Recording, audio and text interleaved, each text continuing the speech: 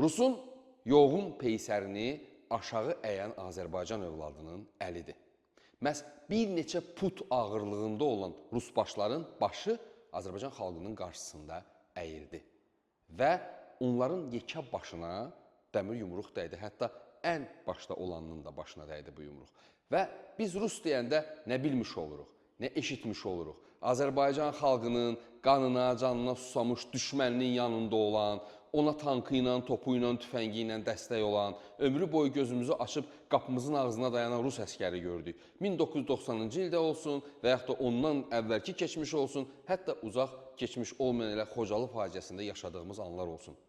Kəsilən Azərbaycan canları, doğranan uşaqlar, dərisi soyulan övladlarımızın hər bir canında, qanında Rusun barmağı və Rusun ruhu var. Biz bugün Azərbaycanda Rusun Sputnikini söndürdük. Çünki o Sputnikin ruhunda Azərbaycanda terrorçuluq, təhlükə yaratmaq, Azərbaycan dövlətinə, dövlətçiliyinə zərər vurma bir işığı var idi. Hansı ki, o Kremldən ora yansıyırdı və o işıq söndü. O işığı söndürən Azərbaycan övladının əli oldu. Və burada ələlxüsus bir məqamı vurğulamaq istəyirəm. Bütün bu gördüklərimiz bir daha sübut edir ki, Azərbaycan Respublikasının prezidenti hər bir vətəndaşının ən çətin anında belə hər zaman yanındadır. Bu proseslər onu göstərir ki, bütün bunlarda bu güc, bu qüdrət Azərbaycan prezidentinin iradəsi, qətiyyəti sayəsində mümkün olur.